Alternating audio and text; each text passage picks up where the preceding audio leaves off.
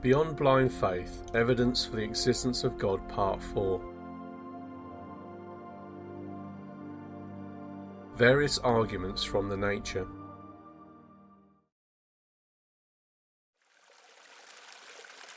Why does water behave as if it has its laws?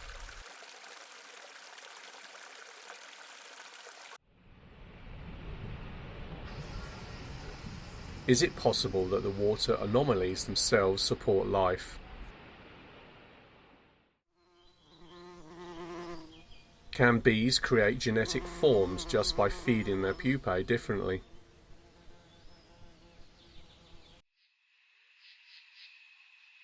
How do ants know how to organize themselves as a society? Could the metamorphosis of the butterfly and the silkworm be proof of the existence of an intelligent biogenetic program?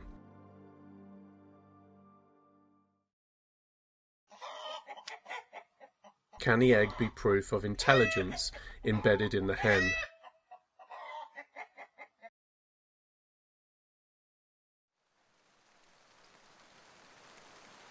Water.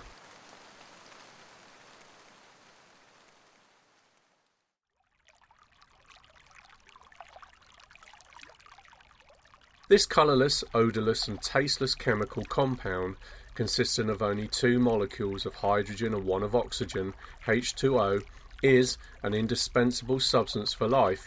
We cannot survive without it. Leonardo da Vinci said about this liquid, it was given the magical power to become the sap of life on Earth. Water is one of the most widespread substances on planet Earth, forming one of its shells, the hydrosphere. Plants, animals and people are mostly made of H2O. About 2/3 of the human body is water. Although very simple, water has some special characteristics that make it so conducive to life. It is known that without water there would be no life, but one thing is less known, that even though there would be water, there would still be no being if water existed and behaved like other substances. This is because water has other special characteristics that can be seen as anomalies, but without which, again, we say there could be no life, according to newscientist.com. So water, the most common liquid, does not behave like other liquids and acts as if there are no laws established for it. It can be said that someone cleverly thought things through.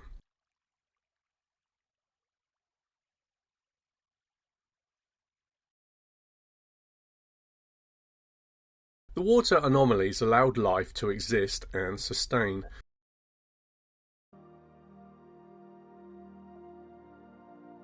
We appreciate water in its liquid form more than in its other states.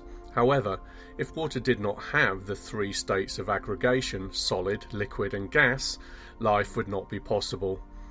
About 97% of the planet's water is in the oceans. Ocean water goes through an evaporation process that removes salt. Water vapor is collected in cloud trucks and easily moved by the wind, so that the water is then distributed on the Earth's surface to form of precipitation to hydrate the vegetation, animals and people. This cycle of water in nature, with all its processes, this system of purifying it, recycling and reusing and providing water on Earth, helps maintain life. If water could not change from liquid to gas, clouds could not form. If clouds did not form, all the water would be collected in oceans and ponds, and there would be only aquatic plants and animals. All the surface of the Earth not covered by water would be desert. First anomaly. The fact that water retains its liquid form over a wide temperature range between 0 degrees Celsius and 100 degrees Celsius is of great value to life. If it were not, so we would not know water except in a form of vapours. This is because due to its structure, water should boil at low temperatures. It should also be remembered that water allows us to live in an environment with temperature changes while maintaining our bodies at a constant temperature of 37 degrees Celsius. This is because there is a very big difference between the boiling point, 100 degrees Celsius, and the freezing point of water, 0 degrees Celsius.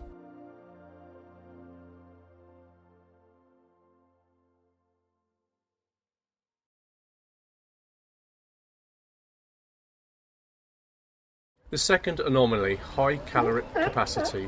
While for other liquids the heat capacity increases directly proportionally with temperature, water does not. This is 10 times higher than iron, so water heats up 5 times slower than sand and cools down also slowly. At a temperature of 35 degrees Celsius, the heat capacity is minimal but increases as the temperature falls or rises. This has a decisive effect on life because in this way aquatic life is not affected by an overheating of the water nor by excessive cooling.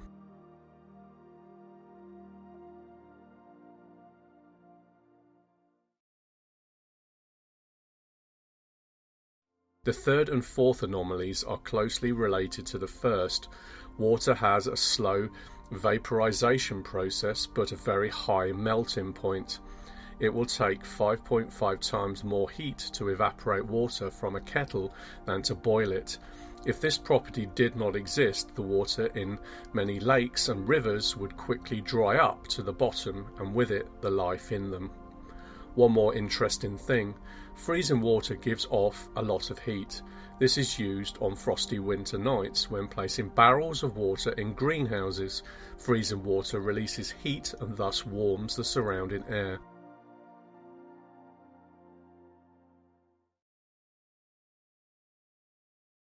The fifth anomaly. Ice is a good thermal insulator because the thermal conductivity of ice, like water, is very low. Freezing water expands by 9% compared to its initial volume. That's why ice is lighter than water and rises to the surface. This may explain why animals in Antarctica do not suffer much from the cold, and it is rare to find a frozen pool of water at the bottom.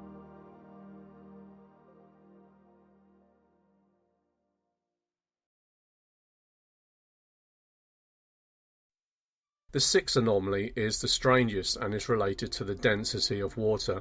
It is known that substances when heated expand and when cooled they contract, and water contracts when the temperature drops, but at 4 degrees Celsius the limit is reached. Clean water has the maximum density at 4 degrees Celsius, but as the water warms or cools, its density decreases due to the different degrees of association of hydrogen molecules.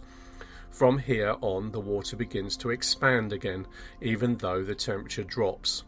As a result, cooling down to plus 4 degrees Celsius in winter, it drops in density towards the bottom of the freshwater pool and is kept like that throughout the entire cold season.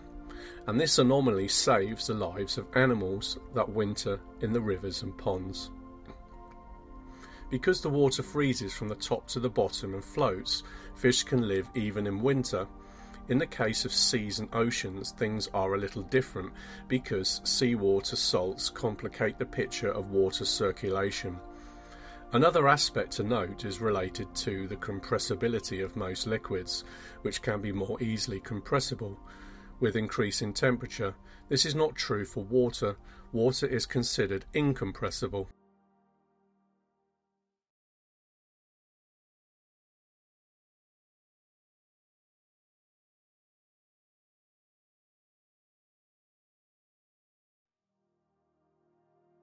The seventh and eighth anomalies, it refers to the surface tension of water. Of all liquids except mercury, water has the highest surface tension. Therefore, a water painting tends to collect in a superficial film. We can easily see that the surface of the water is always covered with a very thin film made up of molecules. To break it, the application of force is necessary, and a fairly large one at that. In this film run water insects and mosquito larvae, including snails, with their massive shells. Water manages to transport heat more easily than any other liquid except mercury, which makes the temperature about the same in different parts of the body. This property of water is also responsible for maintaining relatively uniform temperatures vertically in the oceans. Thanks to the special surface tension, the water in the plants that can flow upwards, carrying water and nutrients to the top of the tallest trees. Plant nutrition is based on this principle, as well as blood circulation through our capillaries. Thus it explains why water can rise through tree trunks, defying the law of gravity.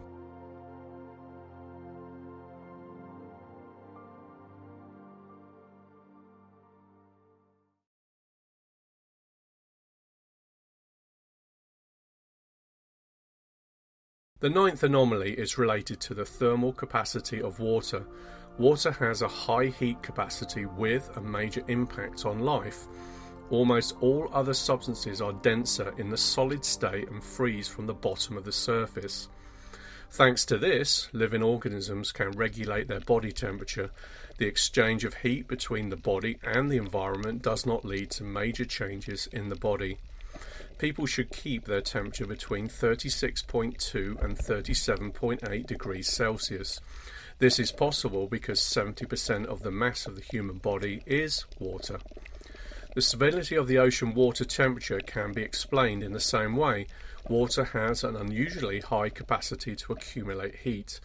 Even when the outside temperature changes, the heat capacity of the Earth is much lower than that of water. Thus, the temperature of the water in the ocean varies less than that of the dry surface. The temperature in the oceans can be between -2 and 35 degrees Celsius, while on the continents there are temperature variations between -70 and +50 degrees Celsius.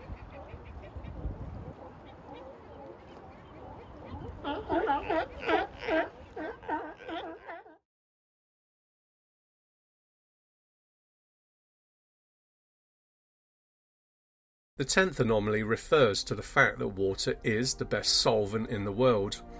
Water is a universal solvent that dissolves many substances and does not change under the action of the substances that dissolve them. Thanks to this property, water could become the bearer of life. All solutions in organisms are prepared on a water basis. They change very little in the solution and the solvent itself. Water can be used repeatedly. Water is called the universal solvent because more substances dissolve in water than in any other chemical. That has to do with the polarity of each water molecule. This property means that thousands of chemical substances, minerals and nutrients can be dissolved and transported throughout our bodies to the smallest blood vessels. Thanks to this property, water becomes the bearer of life. All solutions in organisms are prepared on a water basis. They change very little in solution, and the solvent itself, water, can be used repeatedly. Water is known to be chemically neutral. Precisely because of this property, it does not influence the composition of the substances it transports, thus allowing medicines, food and minerals to be absorbed and used by the body.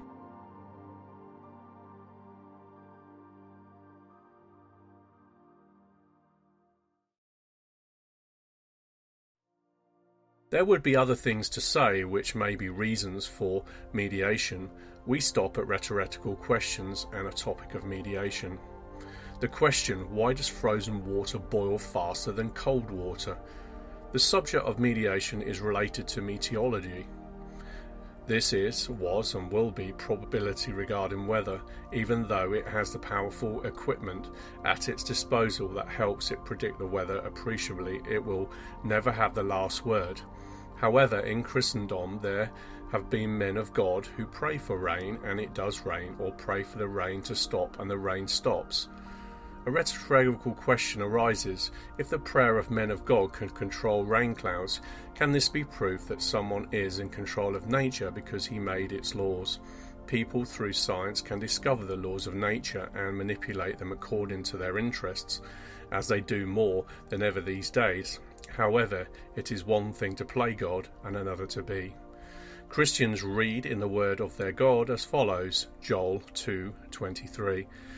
Be glad then, you children of Zion, and rejoice in the Lord your God, for he has given you the former rain faithfully, and he will cause the rain to come down for you, the former rain and the latter rain in the first month.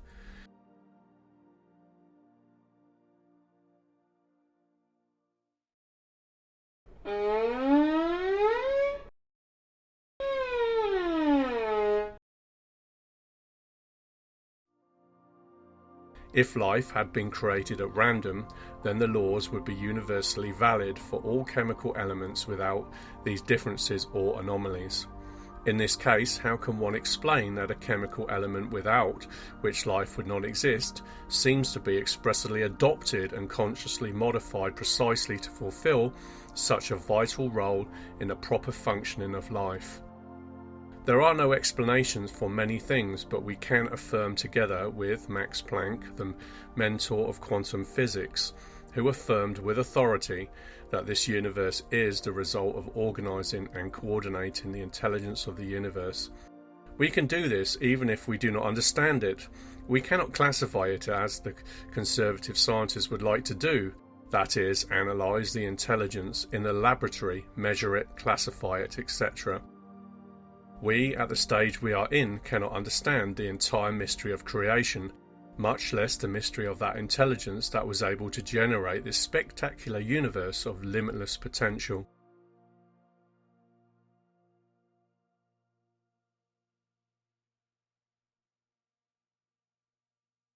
Why can't we understand?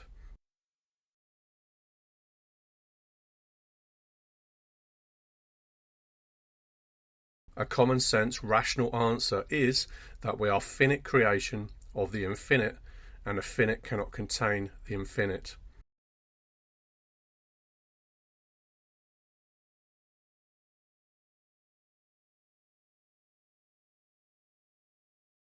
Let's bend our eyes a little in the world of non-speakers to understand if the chance or someone in particular made this world of theirs so fascinating, a world that seems simple, but from which even man has something to learn.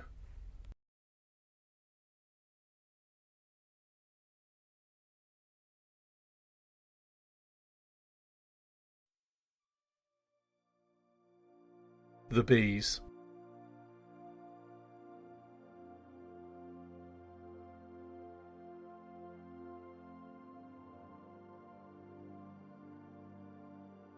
Carl von Frisch, Australian ethologist and winner of the Nobel Prize for Physiology and Medicine, describes the language of bees in such a way that if someone is honest, has to recognise that a bee's life is not an accident either. Bees are very hard-working insects.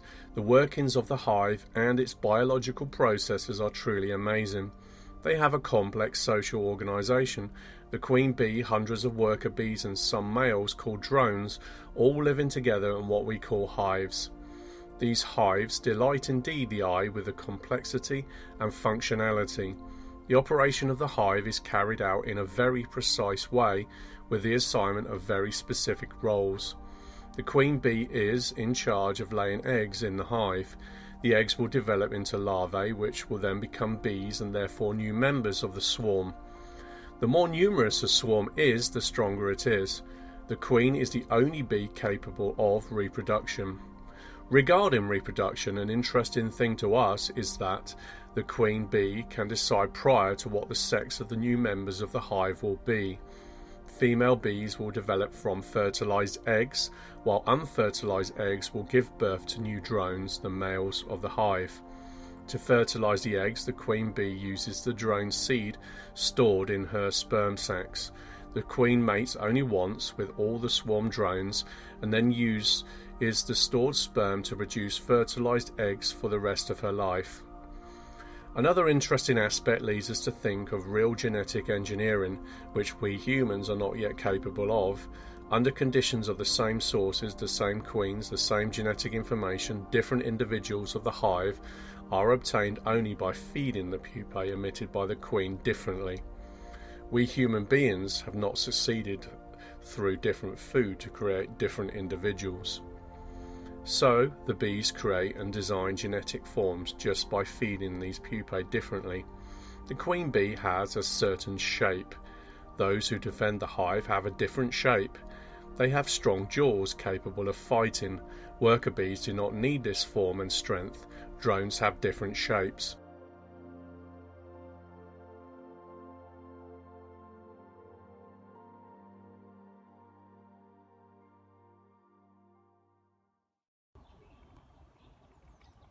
A question arises. For those who believe in the evolution of species, How do bees know how to forage in a certain way to produce a certain type of member of their society? But there is another question. How do they recognise what is the necessity of the moment? Because there are periods when there are losses of members and partial destruction of the hive. How does the queen bee know something needs to be replaced immediately? Who's counting? How do they understand that there is an injury to the soldiers or the workers or elsewhere?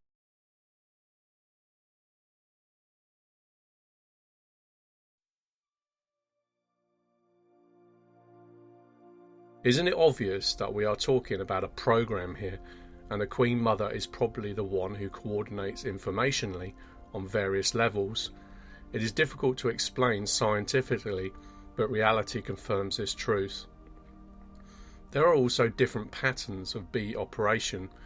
There is a species of bee where it lays its eggs in another small being which immobilizes and pricks the ganglion that allows it to walk.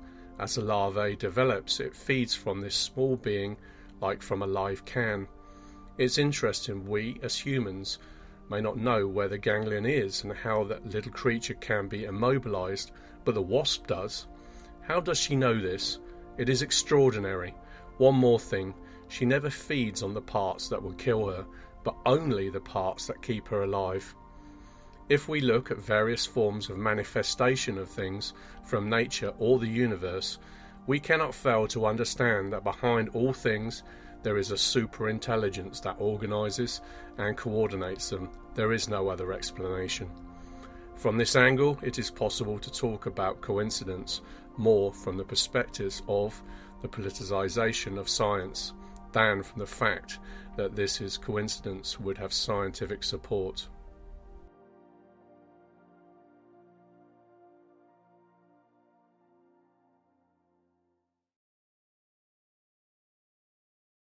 Ants or Formicidae.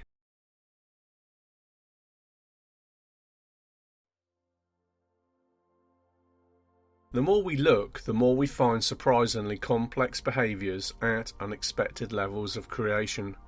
For example, bees communicate through rhythmic movements and adequate dance rhythms, and ants show a real team spirit. There are some amazing things about ants too. The anthill functions as a perfect family, as an almost ideal society. It's just that, unfortunately, it could be said that they are in a slavery regime. It is also interesting that they have flocks like fleas that take care of them, take them to pasture and give them glucose, but who are their slaves?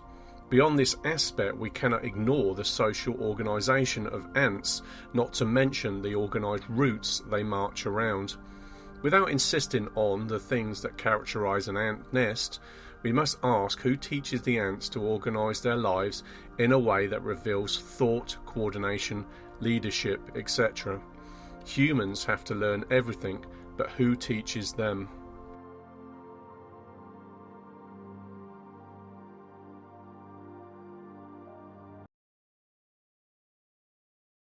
The butterfly and its metamorphosis.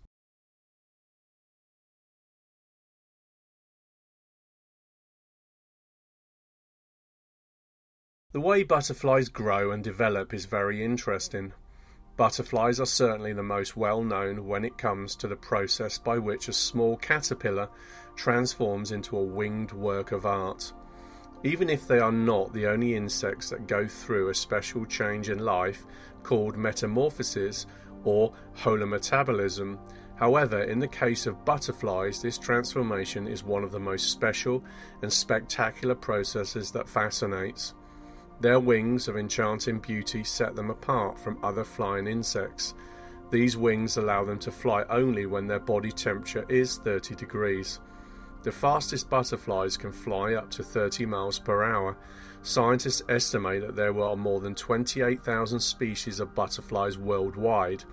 Interesting is their long and flexible tongue in the form of a tube, through which they suck pollen or nectar from flowers. Few of us know that butterflies cannot hear, but they can feel vibrations. They smell with their antennae. They can see colours that humans can't, and they can also migrate to avoid cold weather. They can live from 2 to 11 months. Butterflies have a very interesting growth process. They develop during 4 stages, from egg to larva, caterpillar, from caterpillar to chrysalis, from crystalloid to future. The life cycle begins when a butterfly lays eggs on a leaf or plant stem.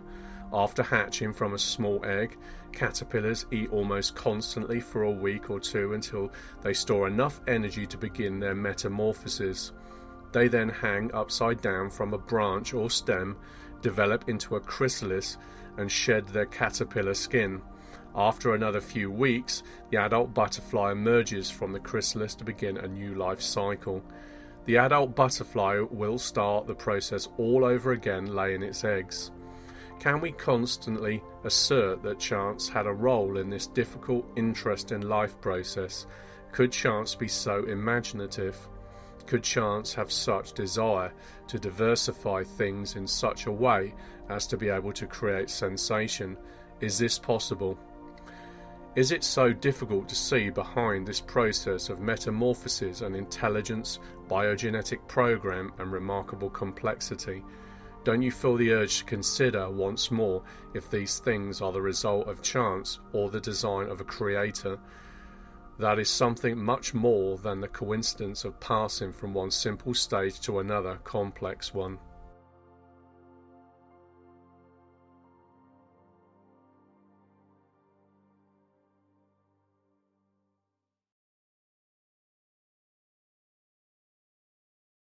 Mulberry silkworm or silk butterfly.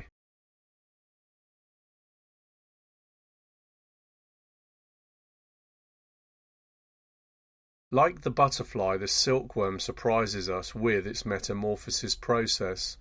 They are the only domesticated species in a large family that includes over 70 species. It is one of the insects with complete metamorphosis, showing a typical evolutionary cycle with 4 stages: egg, larva, caterpillar, chrysalis and silk moth. Each stage of completed development presents certain particularities determined both by the influence of external environment and by the functioning of the neuroendocrine systems which trigger and regulate the development process. The fertilized egg or seed is the first stage of the silkworm's life cycle. Duration: this stage totals approximately 300 days in the case of univolatile breeds with only 1 generation per year, or 150 days in the case of bi, tri or polyproline breeds with 2, 3 or more generations per year. The fertilized eggs then go through a period of apparent rest which is called diapause and usually coincides with the winter season. And in this case a question arises: how does the complex life cycle of these humble insects start, regulate and develop? It is worthwhile to ask ourselves whether these questions will remain rhetoric for some, yet these simple questions can lead to essential answers about life.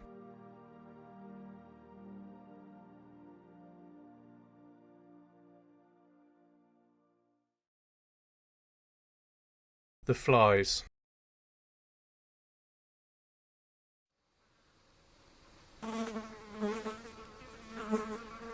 We would judge the fly as unnecessary and annoying.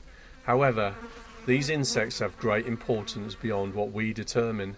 In summary, we can add that these insects are pollinators, control pests and serve as food for other insectivorous animals. But we can also say that they are decomposers of organic matter. This means that during the larval stage they are saprophagus animals. The word sarcophagus refers to the animal, the insect that feeds on decaying organic matter. This means that the nutrition of flies when they are larvae is mainly provided by the residues of other organisms of living things, whether they are plant or animal residues. For example, fly larvae feed on the carcasses of dead animals, the remains of other animals, feces, the remains of dead leaves, etc. They also serve as food for other living things whose diet is insectivorous. This makes it have a vital function in the natural balance of ecosystems. Let's imagine there were no flies, which, let's be honest, we'd all like. We know that plants grow using organic material in the soil. Plants also have the role of producing oxygen indispensable to life. However, at some point, without the existence of flies and bacteria, plants and animals and other living things that die could no longer follow the process of putrefaction as they do now, and organic material would no longer recirculate in nature. This means that after a certain time the plants would have nowhere to take organic material from, and the growth process could no longer be followed with all that it entails. If the plant dies, the whole ecological chain to which it's connected would die out. One obvious thing emerges, that if some elements are missing from the chain of life, which is cyclical, be they even flies or bacteria, then there would be no serious problems of existence. How can chance foresee the complex process of decomposing matter? These are just a few questions that may arise in tangent thinking on this minor topic. Wouldn't it be more realistic to view life as being extraordinarily complex? Through science, humans can only discover these nuggets of marvel and maybe look up for answers. However, we can do one more thing, and that is to recognise that beyond what humans say or think, there is someone who has spoken his word and stamped his signature on everything that exists. Complexity is not unknown to him, nor did he have the emotions to create it, knowing that he can control and master it.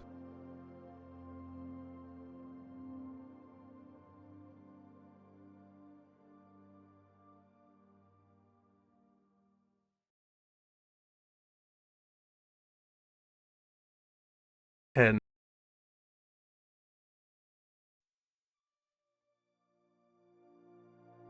Many Christians, when they come to faith, begin to notice more detail in the design.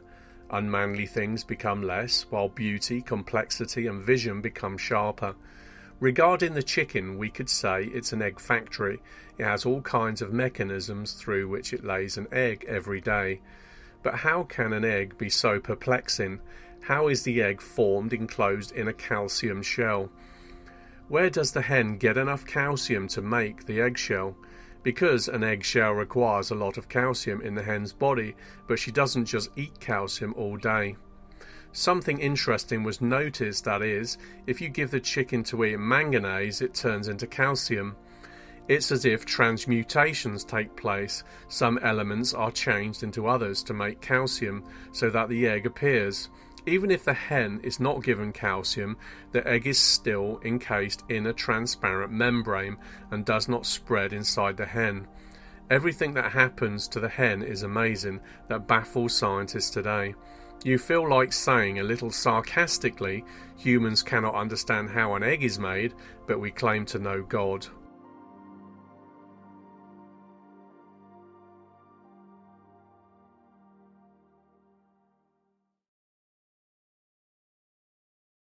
Migratory birds.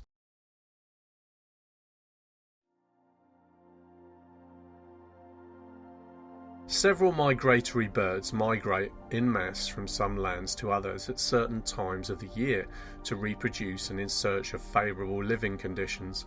They can travel long distances from Europe to Africa, for example. But why don't the birds stay permanently in the tropics? It is known that during the summer in the tropics, the day lasts 12 hours, while in northern latitudes it up to 16 hours or even more.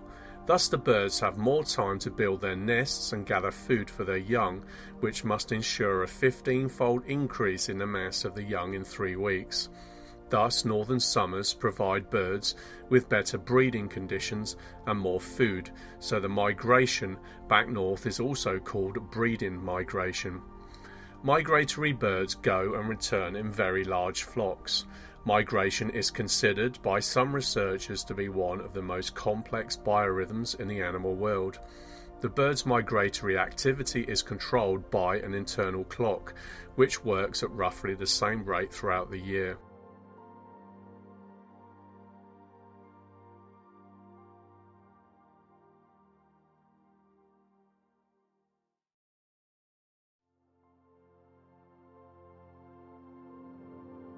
Why do birds migrate?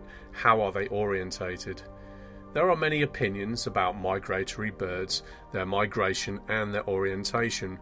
We mention some opinions given by scientists in the field. It assumes the older, more experienced birds fly ahead, showing the way to the younger ones. Thus, the knowledge about the road to be travelled is transmitted to some extent from generation to generation. However, some birds migrate alone. How do they know where to go and how to get there? It is assumed that some birds are born with a kind of instinct that tells them which direction to fly.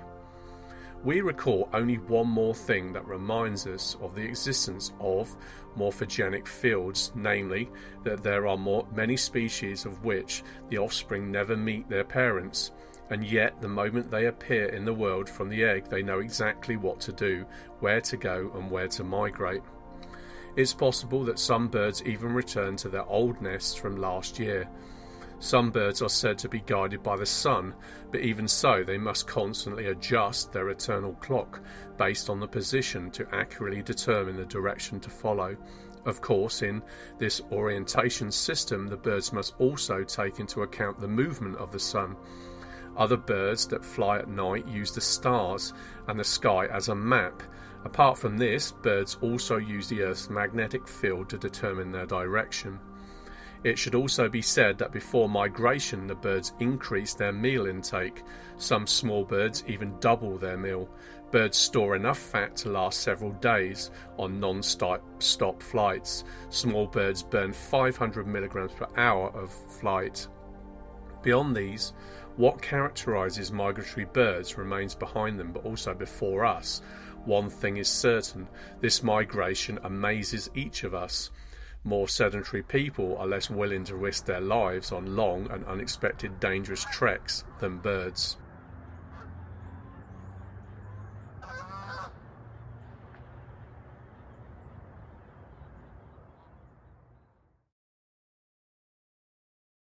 Salmon, or Atlantic salmon.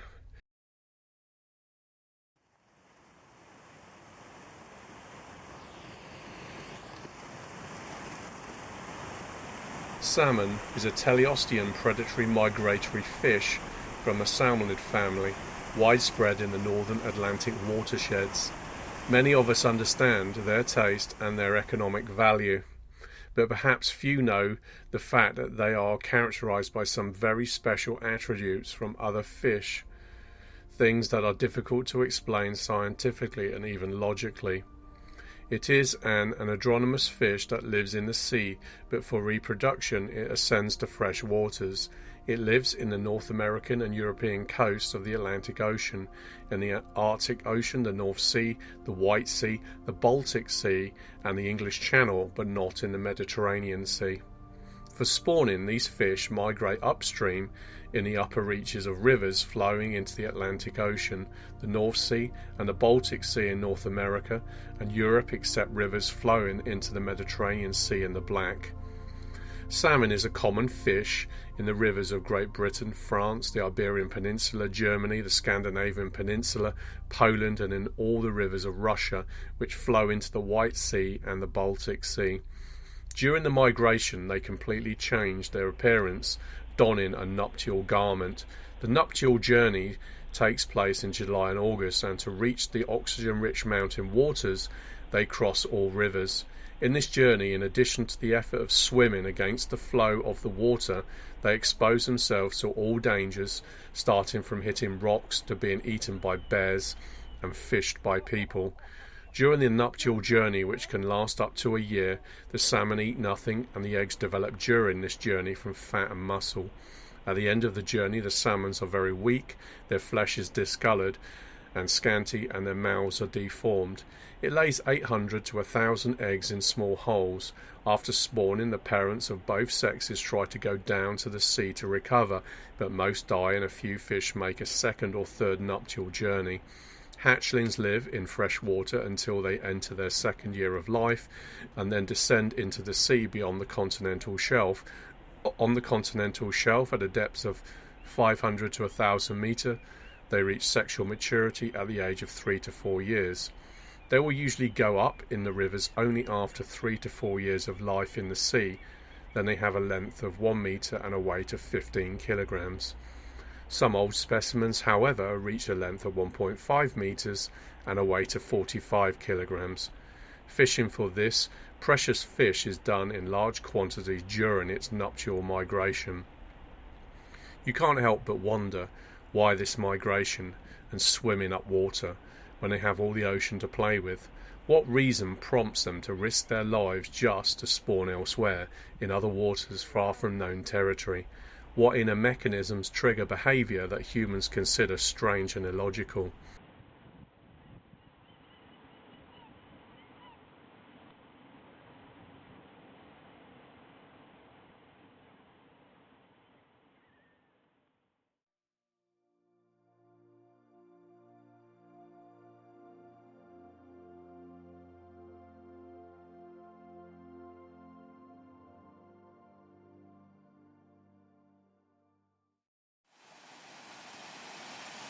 Science may have an explanation or more, and people may have their own opinion, but something is certain, even in this situation, there is a behavioural code instruction set from the beginning, precisely written since they were salmon, and which remains unchanged over generations as long as there are rivers to migrate to. We also mention the European eelfish Anguilla, leaving you the possibility to characterise them into one of these directions, evolution or creation. Many other proofs could be adduced.